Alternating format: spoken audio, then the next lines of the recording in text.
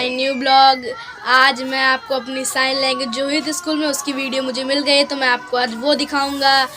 उसके पहले मेरी एक फ़ुटबॉल की शूट देख लीजिए कितनी अच्छी है, दिखाऊं आपको। पहले देख लीजिए, उसके बाद मैं साइन लैंग्वेज के दिखाता हूँ आपको। और गाइज ये जो वीडियो है इसे आप पूरी देखिएगा, बहुत अच्छी वीडियो, ये भी मेरे लिए बहुत अच्छी वीडियो है। करता था। वह बहुत समझदार और सहयोगी था। यही कारण है कि सभी ग्रामीण राजा को बहुत पसंद करते थे। हालांकि राजा में एक कमी थी। उसकी केवल एक आंख और एक पैर था और वह ध्यान से चलता था। एक दिन शाम को राजा अपने दरबार में बैठा था। दीवार के दोनों ओर 3 चित्र थे। दीवार के एक तरफ राजा के परदादा, दादा और पिता के चित्र थे।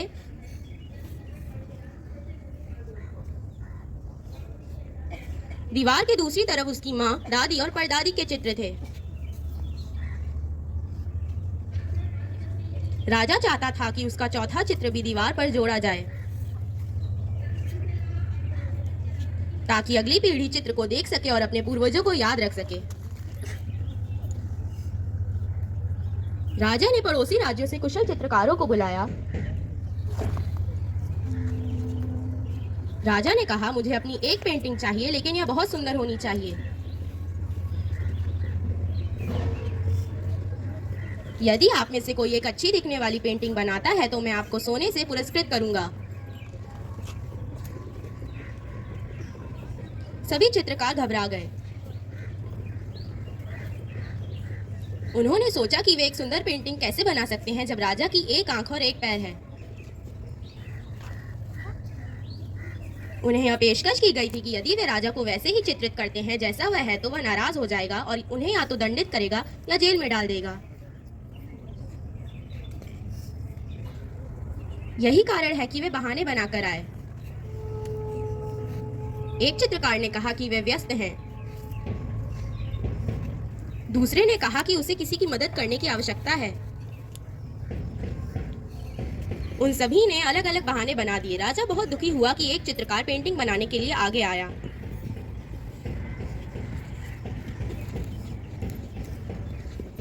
दूसरे चित्रकार हक्के बक्के रह गए। उसने अपना कैनवास निकाला और पेंटिंग बनाना शुरू कर दिया, जबकि राजा उसके सामने खड़ा था।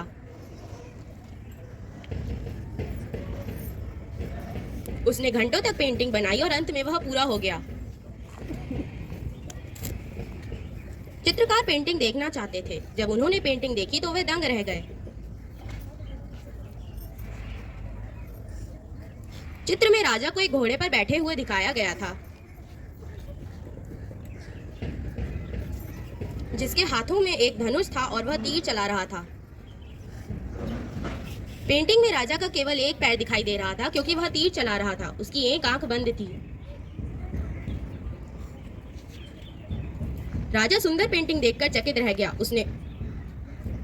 उसने उदारता पूर्वक चित्रकार को पुरस्कृत किया, जबकि अन्य सभी चित्रकार राजा की विकलांगता पर पूरी तरह से केंद्रित थे।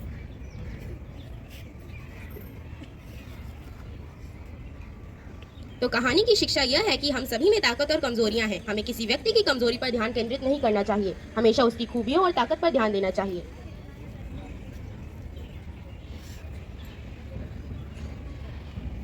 धन्यवाद। जब हम लोग का ब्लॉग होता है खत्म, इसी के साथ बहुत अच्छी लगी ब्लॉग तो वीडियो को लाइक कर दीजिए और चैनल को सब्सक्राइब कर दीजिए। Thank you guys.